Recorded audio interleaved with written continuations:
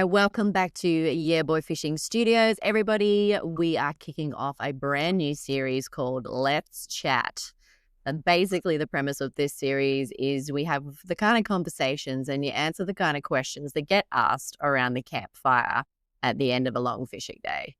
So just in case you've forgotten who he is, this is Dane, founder of Yeah Buoy Fishing. Very nice. Ninja Dane. Excellent. And my name is Kim, and I am his sister. I will be interviewing him today. Junior Vice President. Junior Vice President of Yeah Buoy Fishing. Excellent. So, question numero uno for you. And I feel like I feel like I'm starting with the hardest question. I'm not going to lie. It's the question I think you can ask. It's the hardest question. What is your funniest fishing story? Fail story. Funniest fishing fail. I really, really had to think about this a lot. That's the sound I thought you were going to make. Out of all the questions, I'm like, we'll skip that. I'm going on to the next ones. I was like racking my brain on this. Probably one of the funniest fails, and it wasn't really a fail, but it's probably one of the funniest sort of / scary moments we ever had. I was with Dad. We were over in Dampier, and I still only have my little 3.7 meter Clark, like little tinny. We'd gone out to one of the close islands and fishing maybe 10 meters of water, 5 to 10 meters of water. I don't know, it was whale season. I just see these two humpback whales swimming towards us like a mum and a baby. And it just kept coming towards us. And this thing, and like, Dad's at the front of the boat with a knife ready to cut the anchor because this thing's coming straight for us. We thought, we're going to get capsized here or something. And it swims straight onto the boat, and you can see the baby whale. It sort of like turns, and you can see its eye. It was right there. And, oh man, it was just so sort of scary but hilarious because we're just both half panicking, and Dad's just about cut the anchor out because we thought, this is it. We're going to get capsized, and oh man. But thankfully they swam past unscathed. But that's probably one of the funniest sort of fishing fails, and I've got some pretty good footage of that actually. So it's the whale fail. Yeah, there's a bit of swearing in that one because I never put my pants. So yes, I was about to say that is a check your pants moment. Oh man, that was bad. Oh yeah, my God. It's pretty funny. Dad and I just sort of sit there staring at each other after. I'm like, what? So yeah, it was crazy. It had all this entire ocean to go around, and it went straight under us, between us and the island, and basically under the boat in like 10 meters of water. I'm like, oh my God. Yeah, wow. So cool. I mean, so powerful. It would have just been like, the baby could have like fin flipped. And you guys they wouldn't have even felt it if they hit the boat. They wouldn't have even noticed, sort of thing, and we would have been whoop. So, yeah. Bye. I was like, we're still a bit far out of my swimming distance to get to mainland, so yeah, how's your safety swimming skills? Yeah, that's it. Side stroke. Nice. Grab it up. All right. Pocket. Oh my God, that's exactly how they taught it to us. Yep. Side stroke. Beautiful. So my next question is kind of related to the biggest fail question. What is the worst fishing injury you've ever had? So I had to think about this. I've been a very fortunate fisher in my time. I've never been bitten by a mud crab. I've been close to be bitten by a mud crab and stuff like that. I had 2. So the first one, which wasn't really bad, but it was more gory than anything, which was I had a threadfin salmon with a lure in its mouth on the floor of the boat, and it's thrashed onto my foot. The lure's gone into my foot, and it's gone the other way, and the lure's, thank Christ, come out of the fish's mouth, and it was embedded into my foot. And I'm like, huh.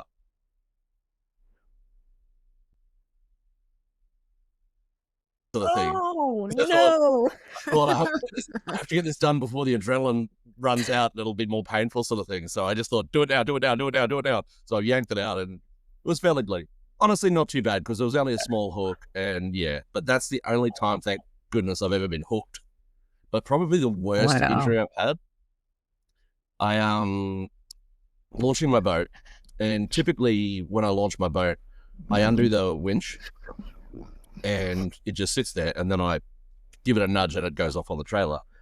I'd been fishing the day before, and we were going out the second day to go out with some friends and meet them on an island. And because the boat had been recently launched, when I undid the winch to loosen it, the boat just went. Oh, she just went. And 5-meter boat, heavy, and the winch handle has just started spinning at a million miles an hour. And my stupid reaction was put my hand in there, and it's just whack, whack on my wrist. And I've somehow stopped it and put the thing on, but I was seeing white. It was so painful. And I've just sort of like leant over. I nearly vomited. It was so painful. Yeah. It was just, I genuinely thought I broke my wrist.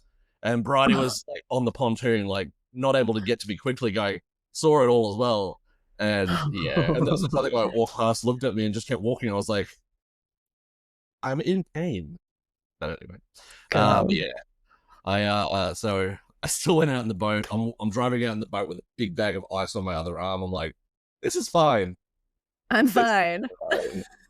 And yeah, so that's I got some nice photos of that colourful bruise. Oh, yeah. That was probably one of the most painful things I've ever done fishing, sort of thing. Like I've had plenty of injuries, but that's probably the most painful one. Yeah. I'm surprised you haven't been done by a crab. I remember seeing you. You were a little chopper, mind you. And Dad pulled up a crab pot, put it in the boat, and he was trying to get the crab out. And maybe it was Billy. No, Dad's Billy was fishing behind. me. Yeah, Billy was behind the one me. who grabbed you. Yeah, so the crab's claw went around to grow out my chest, sort of thing. And It all got I your remember, shirt. yeah, got my shirt. All I remember is Bill grabbing the back of my shirt and just yanking me back. And I'm like, my shirt's like. Oh yeah, I remember that. I don't remember it well, but I do still have images of it in my head, sort of thing. But yeah, I still have nightmares about, you know how Dad would put the crabs on ice, right? And bring them home. And as he was like boiling the water and prepping, he'd put the iced crabs like up on the bar, and we'd all be like sitting there having a Saturday, you know, and they'd be sitting there, and then all of a sudden like their eyeballs and wake up and start to move. Like I still have nightmares about that. And then like one leg would start to go. Because back in the day, he didn't put them on ice. Back in the day, he would, there's another technique, which is paralyzing them, and by putting up the back and going through all their nervous system. So yeah, they're dead, but they're still still a bit twitchy. But it's a lot more humane, and we do ice these days. Yeah. Okay. Yeah. All right. So my next question for you: most unexpected thing you've ever caught? So I was fishing with my mate Brian. It's typically the most unexpected is when you're catching something where you're definitely not targeting. Happens often, sort of thing. We were in a Dampier Fishing Classic fishing tournament, and we're on the reef fishing for reef fish, and we threw just a gar on a gang hook out, hoping to get a mackerel, and the rod's taken off, but it sort of took off very strangely, and I was like, and then I saw Brian was pulling it in, and I'm like, it's very heavy, but it's not like a mackerel. And then out of nowhere, it comes ripping to the surface at 1,000,000 miles an hour, and it was a giant sailfish. Oh my God. And we're like, what? Like, we were anchored, we weren't not targeting them, we hadn't seen any around. Like, I'd never caught a sailfish in my life at that point, or anything. So and he's got it on this like combo that you usually go fishing for jacks and flathead and barramundi on. So I like raced up, ripped the anchor up, we're running around chasing after this thing. We managed to land it, actually. It was a pretty decent sized one. And like, all being said, very amateur. I've got like these manky old gloves on to grab it by the beak because their beak is like sandpaper. I'm Yeah. pulling on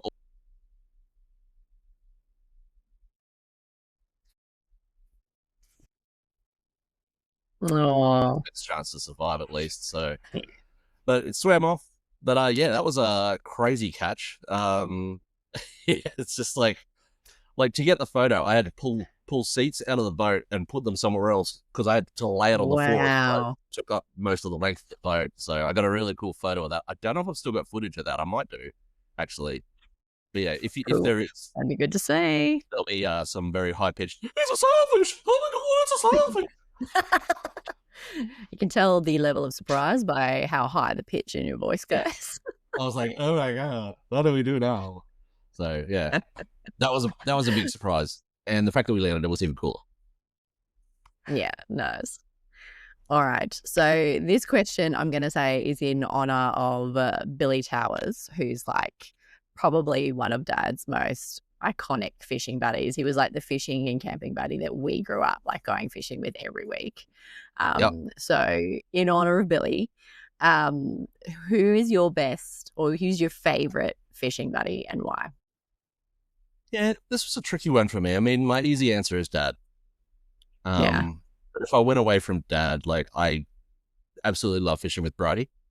Um, she's she's always great to fish with. She doesn't fish up the creeks very much anymore, but she's not she doesn't complain if we're not catching things or anything like that. And I mean, she won't touch any fish, and I'm very busy that day. But yeah, but if I had to say, probably my favorite fishing buddy, I actually met him over in Carafa. Sorry, my dog is starting to come in. Hello, Lena. Oh, Orlando. Probably my favorite fishing buddy would probably be Brian. Over Mm.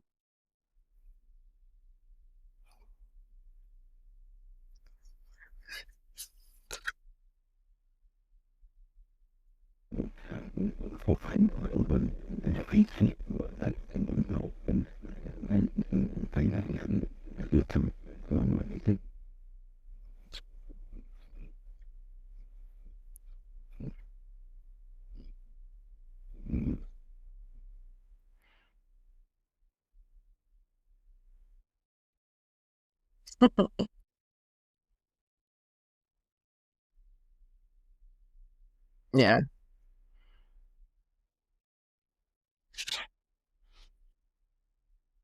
Yeah, nice. Yeah, it's a long trip. Very cool. Yeah. All right. That's a good, yeah, storytelling capabilities. I feel like that's important in a fishing yeah, buddy, you know? well, you don't want to just All right. sit there staring at each other. So, Yeah. so Good you idea. like stuff? How's the weather? Yeah. All right. So when you find an epic fishing spot, do you share those or do you keep them a secret? See, that's a loaded question. Hmm. So That's why I asked it. it depends. Depending on what sort of species. If it's a reef spot, particularly like a sunken wreck or something like that, no one's finding that. I'm not telling anybody about that. If it's crabs, I'm happy to tell people, yeah, I was fishing at Crocodile Creek last week and there was heaps down the mouth. I don't care. That's fine. I'm happy to tell them about that. I'm happy to say what creek I fish. Hmm. I won't always say where in the creek. I might say it if I sort of thing, but like things like, the mackerel are on and this is where they are.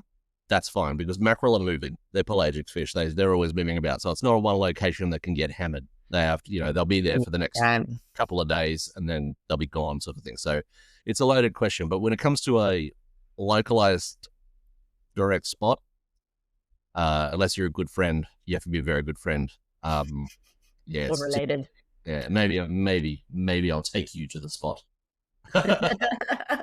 But I'll need your phones, your All I need them all in devices. a lockbox. No, yeah. So I'm happy to take some people in, and like I gave a few people some spots that I had over in Karratha because that I had sort of thing, but purely because I'm not going to go back there. So I was like, well, they're good spots. So Yeah. hopefully they're being fished and not handed out.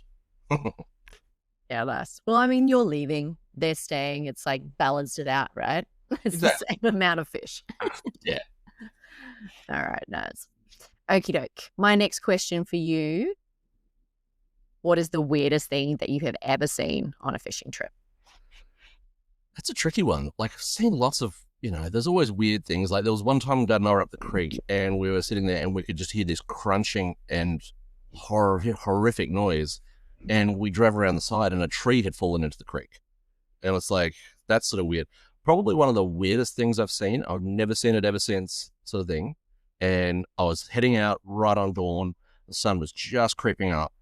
And I saw these 3 big black sleeks on the surface. I was like, what is that? And as I drove up to it, there was 3 humpback whales just sitting there sleeping, just like that. Oh, They weren't moving, they weren't got up and down, they weren't doing anything. They were just sitting there like that, just on the surface, barely visible. And I'm like, thank God the sun was up, because if you were going out and it was dark, like, that's when the whales are thick. That's one of the reasons why you really should not risk driving at night, because that's just, there's obviously no malice in it or anything like that, but geez, it's dangerous. But yeah, that's one of the coolest, sort of craziest things I've ever seen. Like, I've never seen it before.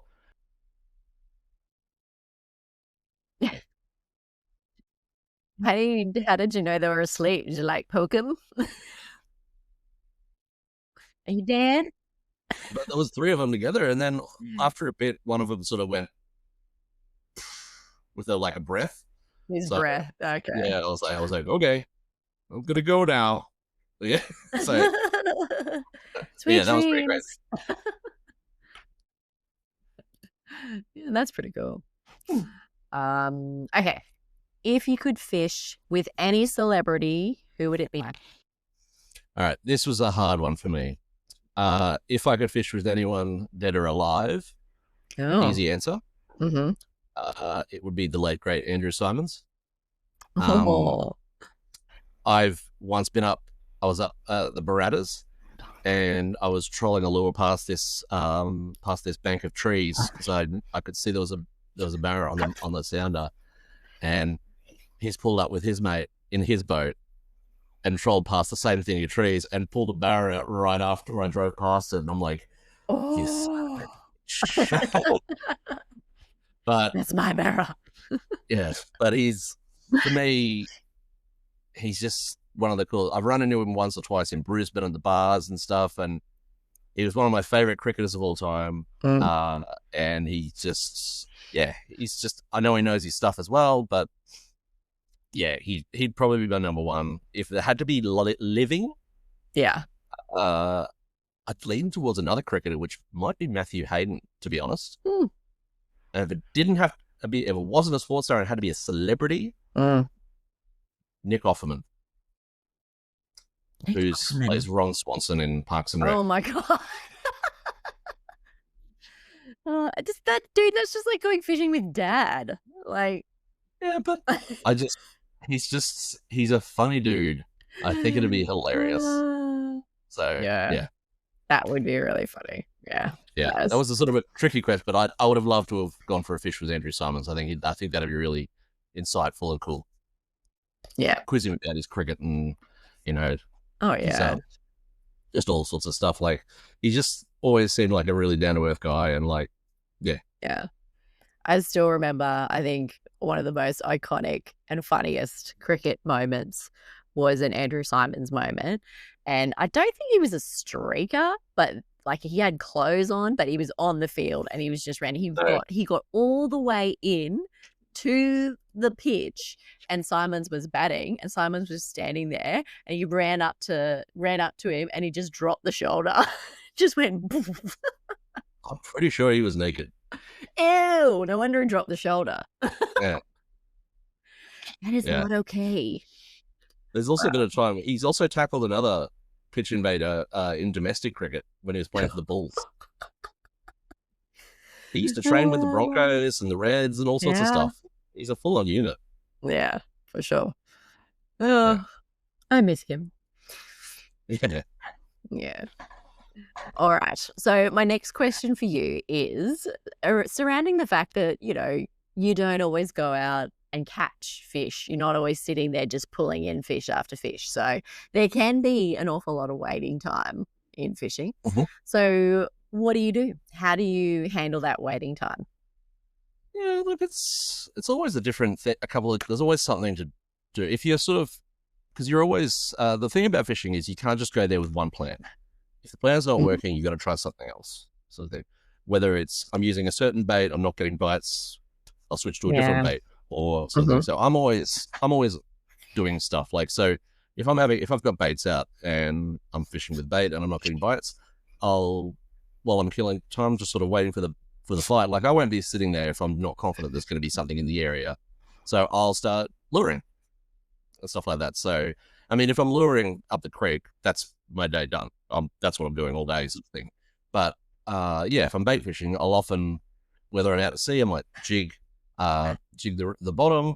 But yeah, if not that, you're rigging lines, or you're looking at the map, you're looking at your navionics to see where and planning your next spot, sort of thing. So Yeah. if you're sitting on a spot for half an hour and you haven't had a bite, that's a pretty good indication you might need to make a shift, sort of thing. So Yeah. yeah, there's always something to be doing, and like the mind's always ticking over. Mm. Yeah, the worst. I probably think the worst time would be if you're waiting for a tide. Like Ugh. you're not going to get bites until the tide reaches a certain level or a certain point. Because I've Yeah. got a few spots like that where I fish where. Sorry, that's my dog behind me shaking. I've got a few spots where you need to fish at a particular tide. Like if it's running in, Mm. you won't catch things on it, anything on it. But when it's running out, it's the way the current comes around a certain corner. That's when the barras sit in that little spot, and I'll do well there and stuff like that. So Yeah. yeah, I mean, What if otherwise, you're with someone else though? You know what I mean? Like, have you ever that's just done, no, there's no trick. no. I mean, you've always got to have Mm. a radio in the boat as well. Listen to some tunes. Yeah, that's true. I I mean, remember when we used to fish with Billy, Billy and Dad a song would come on and I would have to guess who it was sung by. And they didn't listen to like popular modern music. it was Jukebox Saturday night. And I still to this day, I think, have a pretty ridiculous level of knowledge of those back in the day singers. So it's their fault. But fair Otherwise, enough. one of my favorite times to fish is during summer, and if there's cricket on, I love just having the ABC radio on. Yeah. Yeah, fair enough. That's always good. People say, how do you watch Test cricket?" I was like, "It's just got to be on. You don't have to sit there Yeah. watching every single ball. You just got to watch and you listen, and yeah." Or you So just that's why. like bring Cooper along. Like just the questions. This is our nephew. But Look at the seriously, questions that Cooper asks. Cooper's got harder questions than you do, man. Yeah. He's like, Be out of "So a what's the job. most colorful fish you've ever caught?" I was like, "God, I don't know." Nice. All right. So I want to know, have you ever had any run-ins with wildlife other than fish while fishing? Nothing ludicrous. I mean, I've seen plenty of crocs. I've seen Yeah. sharks. I've seen whales. I've seen dolphins. I've seen dugongs. I've seen turtles. Um, one of the coolest ones I've ever had. I was actually fishing with Todd, and we were out off Bowen, and we were out, and I could just sort of see it on the horizon. It was like all these little things sort of popping up on the surface, but they weren't small. And we actually had a pod of pilot whales swim. Wow.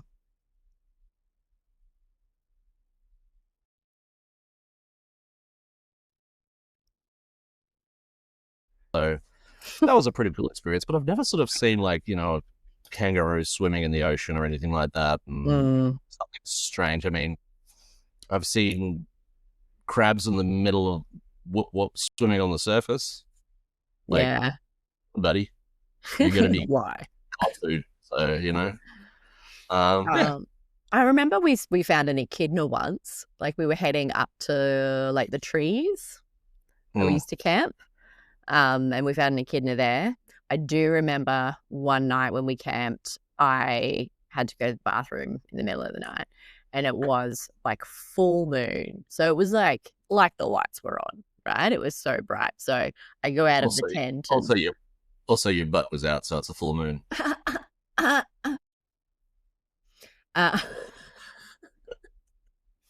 Dad jokes.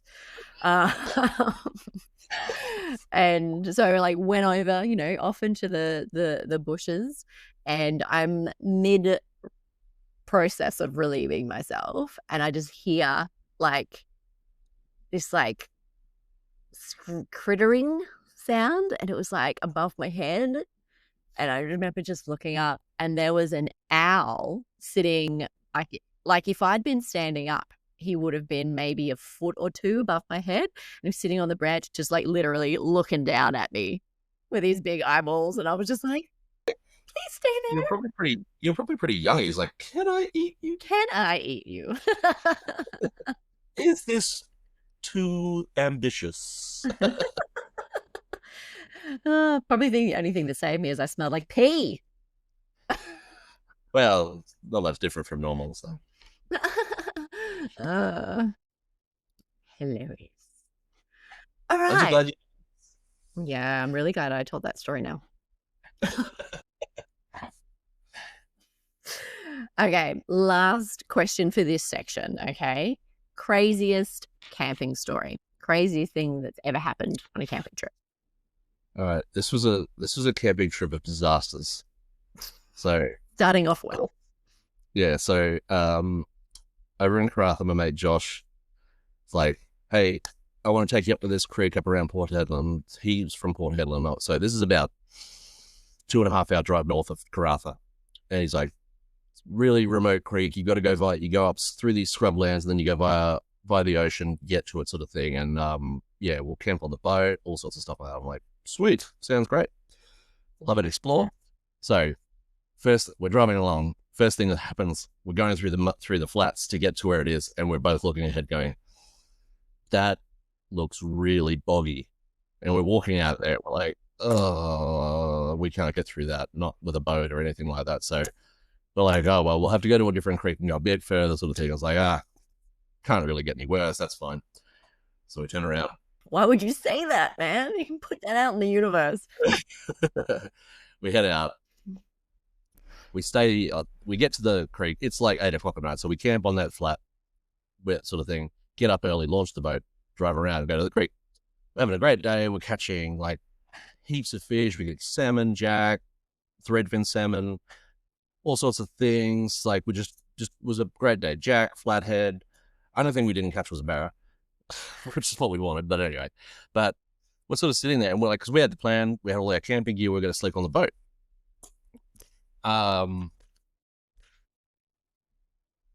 Motor's not starting.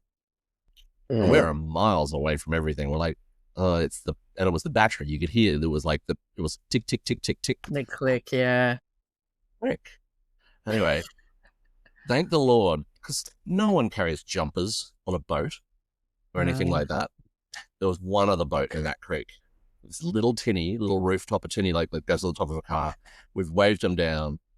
Thank God they had jumpers in their truck. They've driven back to the truck. They must have got through a different area. Angels. Guardian angels. They pulled the battery out of their car, rolled it down to us with their jumpers and stuff, jump started us. So we've got the boat started. So we're like, well, we can't camp here tonight because we turn the boat off, it might not start again. So we're like, all right. So we're like, we've got the engine running and we're like just sitting in the boat while the engine's just running constantly. So we're like, all right, because we had to wait for the tide to come in. So the tide comes in enough, we head out. But while we're doing that, we're like, can't get any worse or anything. So I've moved the esky. The esky's clicked the key on the motor, turned the motor off. We're both like, oh my God. So we're like, the boat's gone. And we're like, quickly turn the motor straight back on. And it's like, yeah. And it started. We're like, oh my God. We're like, oh my God. We're like, all right, let's just get the hell out of here. So we're like, right, heading out. It was rough as guts. The esky, I'm like at the front of the boat holding the esky down because it was just sliding Oh, everywhere. It was God. choppy and rough. So we finally get back into this creek. We get back and we're like, all right, well, at least it can't get any worse. That was a pretty wild experience. So we're sitting there and we thought, it's pretty late at night. We've had a few beers, so we can't drive home. So we camp on the flats again. Wake up the next day, car battery's flat. Oh, come on. Is this your car or this dude's car? This was my car towing his boat.